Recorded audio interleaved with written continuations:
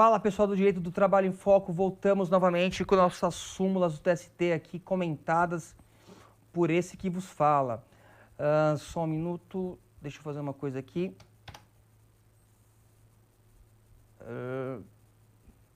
Bom, hoje a gente vai falar sobre o quê?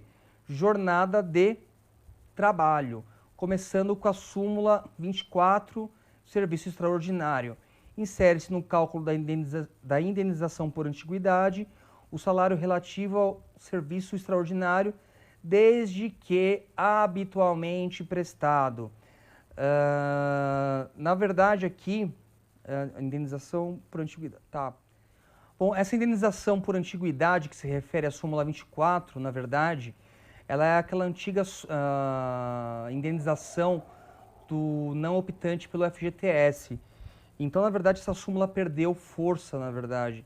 E talvez, num futuro bem próximo, a tendência é que ela seja cancelada, na verdade, porque ela já está caindo em desuso, na verdade. Porque hoje todo mundo, a partir da Constituição de 88, todos foram obrigados a se vincular ao sistema do FGTS, do Fundo de Garantia por Tempo de Serviço, não havendo mais o que?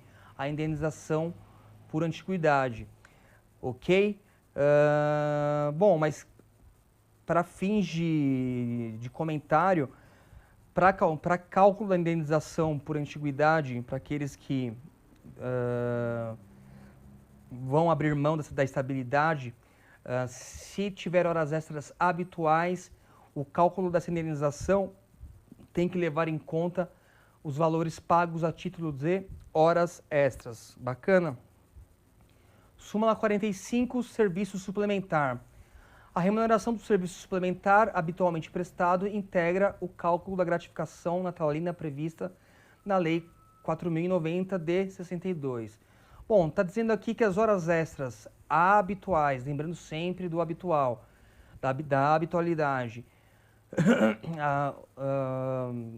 aquele empregado que recebe horas extras, que faz horas extras habituais e recebe por essas horas extras habituais, na hora de se fazer o cálculo da gratificação natalina, ou seja, o mais conhecido como 13º salário, essas horas extras devem entrar no cálculo para fins de gratificação natalina. Sem muito segredo essa súmula. Súmula 340, muito importante, comissionista horas extras. O empregado sujeito a controle de horário, remunerado à base de comissões, tem direito adicional de no mínimo 50% pelo trabalho em horas extras, calculado sobre o valor hora das comissões recebidas no mês, considerando-se como divisor o número de horas efetivamente trabalhadas.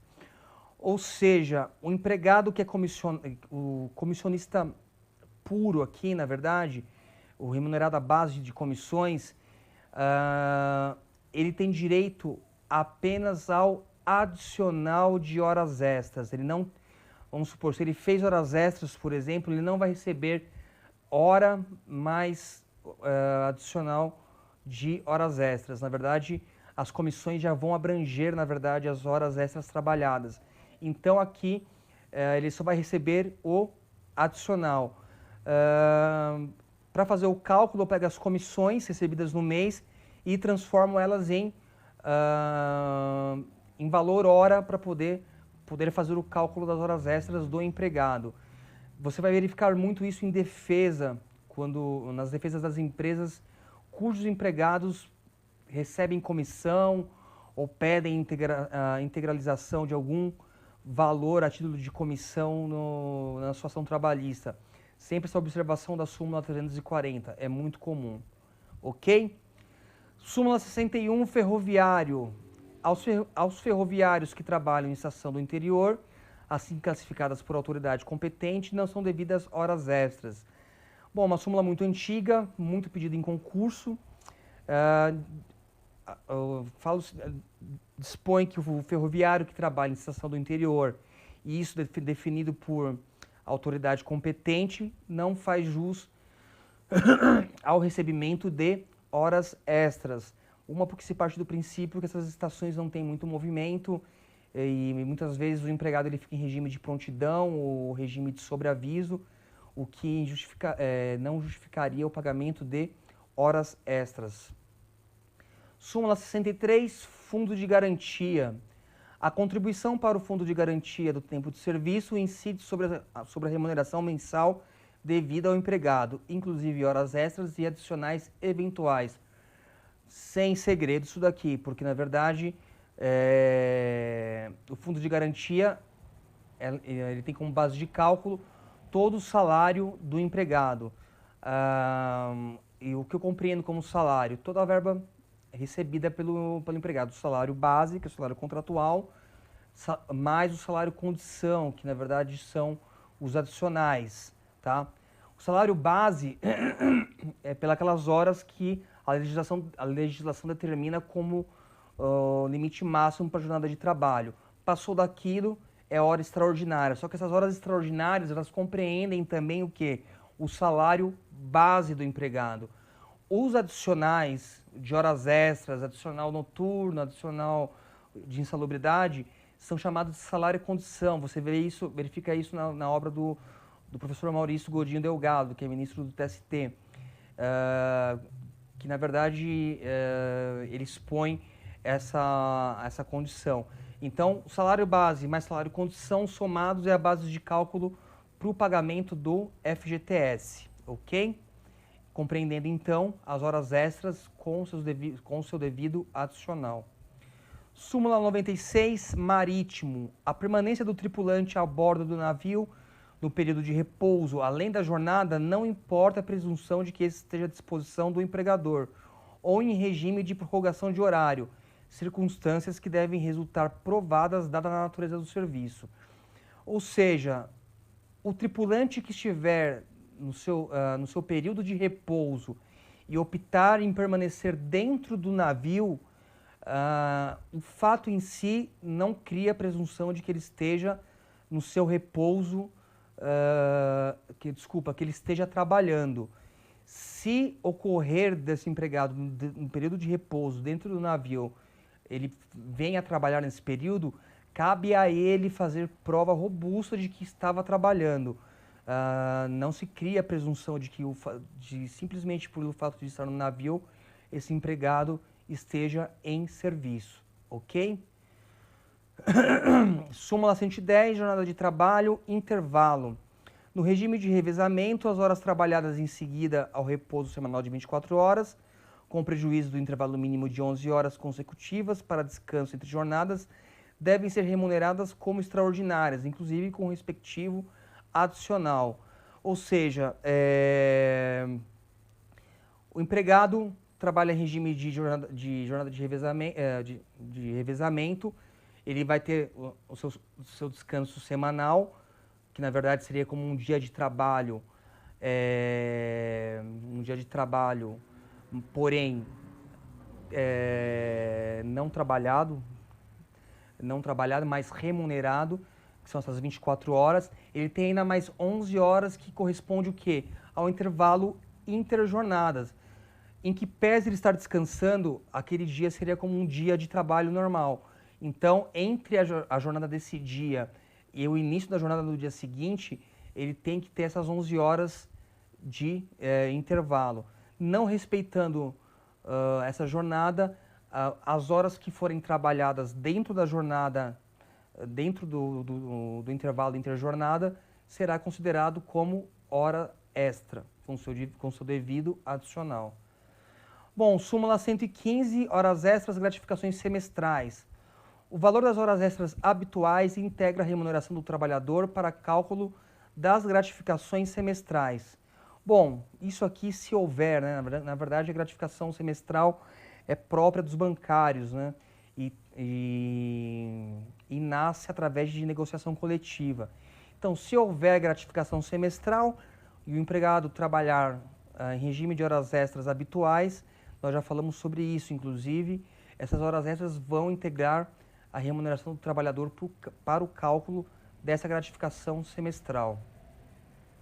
Súmula 118, jornada de trabalho e horas extras. Os intervalos concedidos pelo empregador na jornada de trabalho, não previstos em lei, representam tempo à disposição da empresa, remunerados como serviços extraordinários se acrescidos ao final da jornada. Essa súmula 118, ela é bem bacana. A gente vai verificar a ocorrência disso, geralmente em fábricas, né? Que prevêem aquele café da manhã dentro da jornada, antes do almoço, e o café da tarde. E não computa para não tem cômputo para fins de jornada de trabalho. O empregador ele não pode conceder esses intervalos por iniciativa própria, por mera liberalidade. Na verdade, se ele fizer isso, essas horas têm que ser computadas na jornada de trabalho do empregado. A única forma de se não computar esses intervalos na jornada do empregado, de forma a gerar horas extras, é através de negociação coletiva, como na prática se faz.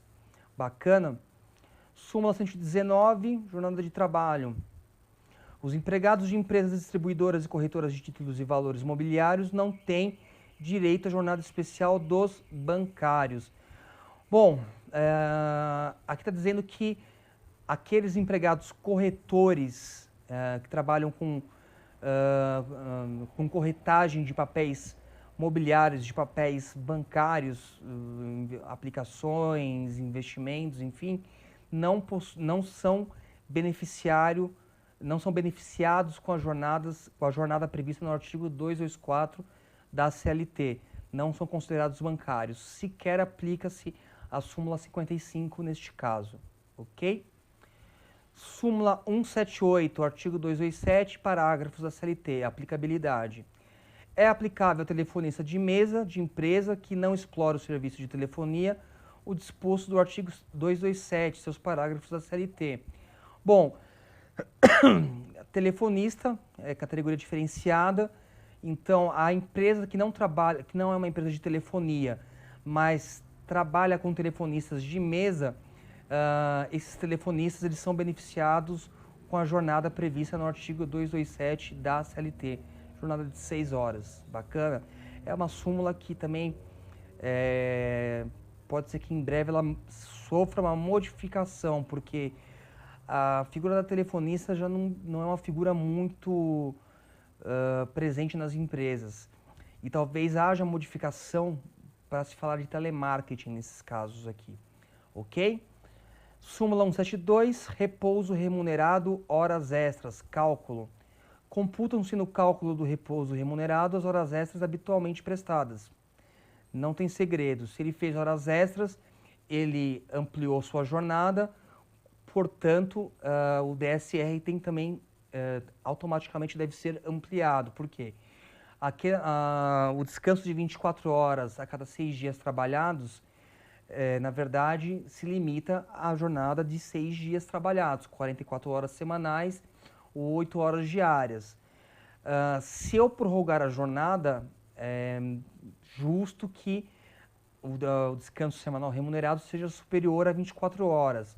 Como se não houver um sistema de banco de horas, eu não tenho como pagar esse DSR como descanso. Se não for pago como descanso, eu vou ter que remunerar as horas extras com adicional e remunerar também o que?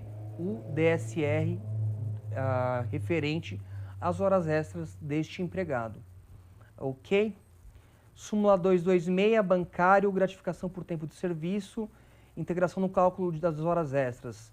A gratificação por tempo de serviço integra o cálculo de horas extras. Já falamos sobre essa questão aqui, que é o adicional de tempo de serviço, que na verdade é uma espécie de salário-condição que se junta com o salário contratual do empregado e vira base de cálculo para horas extras. Súmula 230, aviso prévio, substituição pelo pagamento das horas reduzidas da jornada de trabalho. Súmula bem interessante. É ilegal substituir o período que se reduz a jornada de trabalho no aviso prévio pelo pagamento das horas correspondentes, ou seja, o aviso prévio trabalhado, quase em extinção, ele dá para o empregado urbano a prerrogativa de entrar 2 horas mais tarde ou sair 2 horas mais cedo, ou faltar 7 dias consecutivos de forma justificada, sem prejuízo da sua remuneração. Ocorre que eu não, esse período de faltas e essas horas e a hora reduzida no aviso prévio, ela tem, na verdade, o condão de propiciar o empregado a busca de uma nova colocação. Então, é irrenunciável o direito das horas reduzidas. Eu não posso pedir para o empregado trabalhar essas horas e pagá-las como extra. Qual que é o reflexo da inobservância dessa regra? Na verdade, o empregador ele vai sofrer uma sanção administrativa apenas. Tá? Não cabe nenhum tipo de indenização para o empregado neste caso. Ok? Súmula 264, hora suplementar, cálculo. Tem a súmula 253, mas nós já falamos lá em cima, já na parte dos bancários. Súmula 264, hora suplementar, cálculo. A remuneração do serviço suplementar é composta do valor da hora normal, integrado por parcelas de natureza salarial e acrescido do adicional previsto em lei, contrato, acordo, convenção coletiva ou sentença normativa. Bom, aqui na verdade, eu acho que nós até falamos sobre essa súmula, só está falando como é que se faz o cálculo das horas extras, que é a remuneração do serviço suplementar, que eu vou pegar a hora normal desse indivíduo, e vou acrescer, na verdade, o adicional previsto em acordo coletivo, convenção coletiva, sentença normativa ou o adicional legal, cujo mínimo é 50%. Ok? Sem segredo essa súmula. Essa próxima súmula é bem legal. Súmula 291, horas extras, habitualidade, supressão e indenização. A supressão total ou parcial pelo empregador de serviço suplementar prestado com habitualidade durante pelo menos um ano assegura ao empregado o direito à indenização correspondente ao valor de um mês das horas suprimidas, total ou parcialmente, para cada ano ou fração igual ou superior a 6 meses de prestação de serviços, acima da jornada normal. O cálculo observará a média das horas suplementares nos últimos 12 meses anteriores à mudança, multiplicada pelo valor da hora extra do dia da supressão. Ufa, coisa pra caramba, né? Essa súmula fala o seguinte, é como se ela desse as horas extras, na verdade, a condição de as horas extras prestadas de forma habitual durante um ano, daria como dá um status de direito adquirido ao empregado a percepção de horas extras. Então, depois de um ano, se o empregador suprimir a realização de horas extras, falar, não, agora ninguém aqui mais faz hora extra, o empregador ele tem que indenizar esse empregado que durante um ano, de forma habitual, prestou serviços em jornada suplementar, tá? Então, na verdade, a cada ano de serviços prestados de forma extraordinária, ele recebe o valor de um mês de horas extras suprimidas, total ou parcialmente, para cada ano ou fração de 6 meses. Ele pode ter 2 anos e meio de horas extras prestadas habitualmente. Então, eu vou contar os 2 anos e 6 meses, tá? Para fins de cálculo. Para efeito do cálculo, eu vou observar a média aritmética das horas suplementares dos últimos 12 meses anteriores à mudança, multiplicada pelo valor das horas extras do dia da supressão, ou do último dia que esse empregado prestou essas horas extras. Ok? Bom, vou dar uma pausa aqui, porque a próxima súmula é uma súmula bem interessante, a 338, e ela merece um pouquinho de carinho, muito carinho, e volto posteriormente para a gente encerrar. Provavelmente a gente não vai conseguir encerrar ainda a parte de jornada, mas pelo menos para a gente seguir em frente. Eu acho que tem mais 2, a gente vai encerrar isso em 2 blocos mais ou menos. Bacana? Um grande abraço, te aguardo aqui.